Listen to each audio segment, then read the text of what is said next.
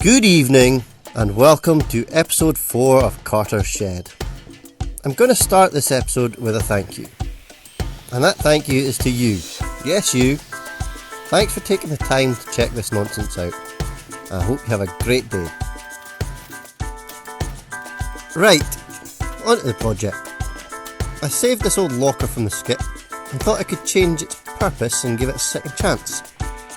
I started by giving it a good clean, then I mounted it horizontally on the wall rather than having it standing vertically on the floor as it was originally intended. The locker has two doors. One of the doors has a lock and the other one was missing. I removed the one lock and the trim bits. The trim and the locker are both a battleship grey colour, which is not the look I'm going for in the shed. So all got a lick of paint.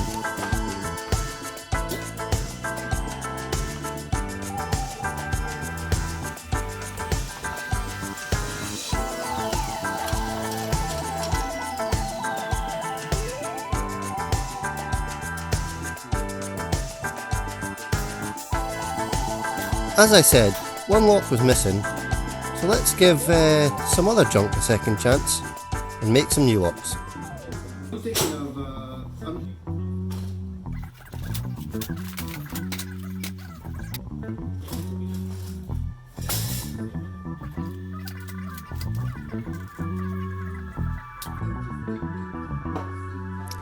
Some balls should work as knobs in this application.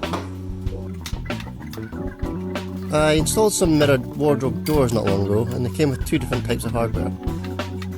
The extra set of hardware will work nicely as a base to hold everything to the door.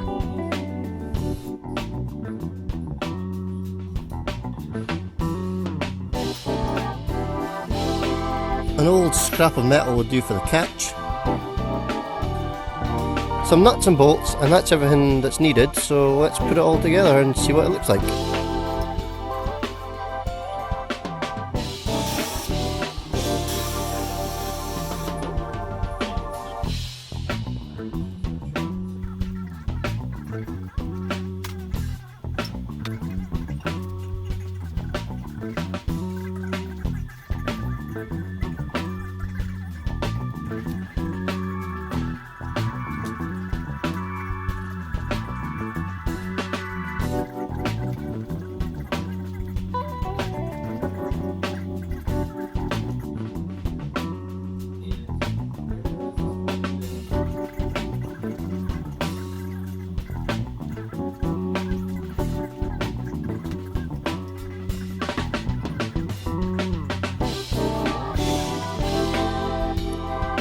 That looks like it'll work.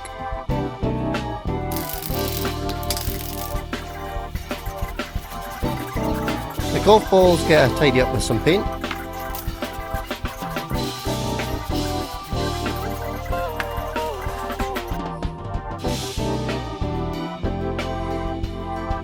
I used some strong glue to hold the base to the door securely, then some hot glue to hold it until the super glue is set.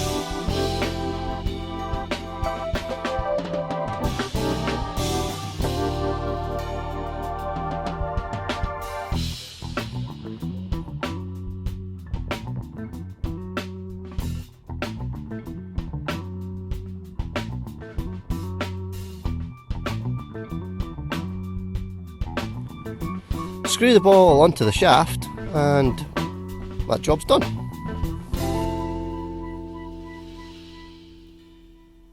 I'm now going to knock up some simple inserts for inside the locker, so I'm going to get the funk out of here and catch up with you once they're done.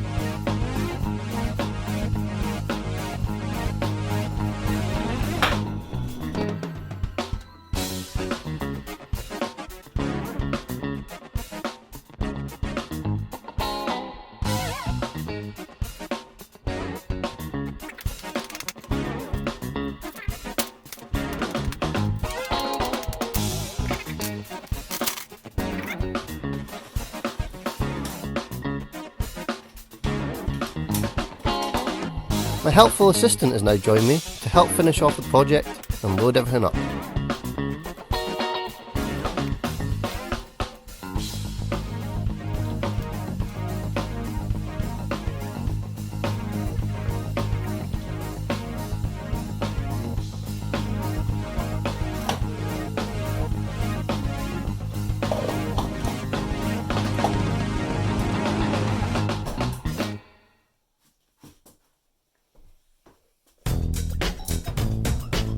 The last big job is to stop the doors swinging 180 degrees and dropping everything onto the floor.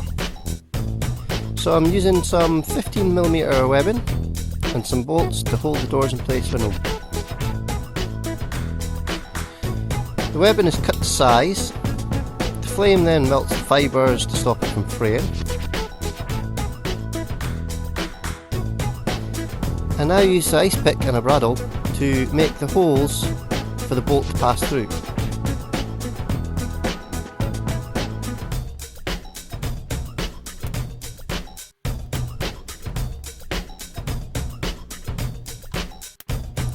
Again, the flame melts the fibres and stops the hole from closing up. It also makes it easy for the bolt to pass through the webbing.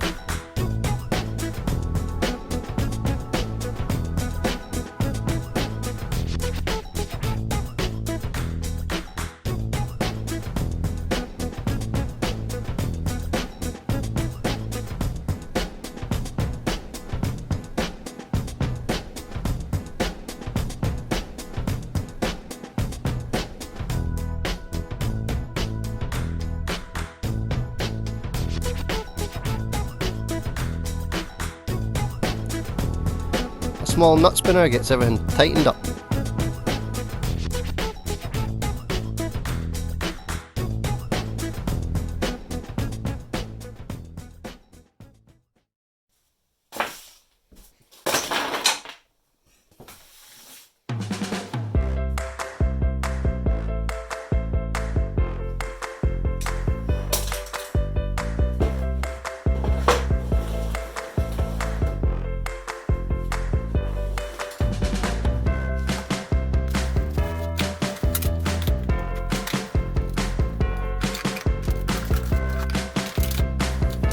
Just the left side of the locker to fill up, then I can call this project done.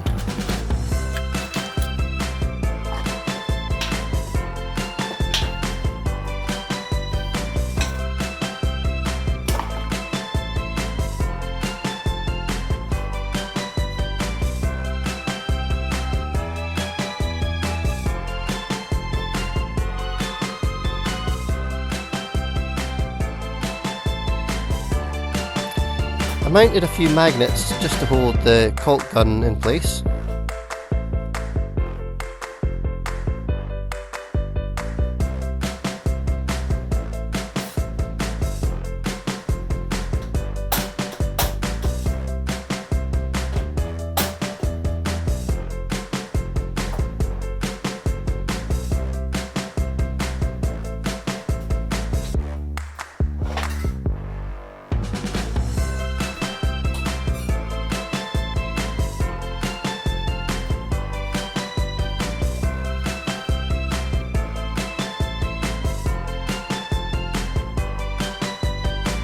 And that is the project done.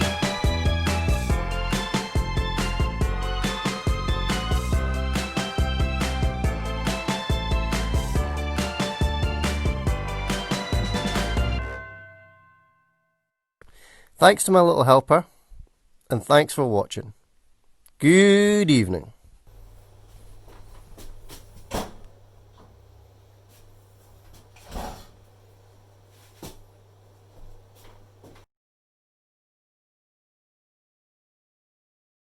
In the next episode, Carter says we'll be getting rid of the weeds.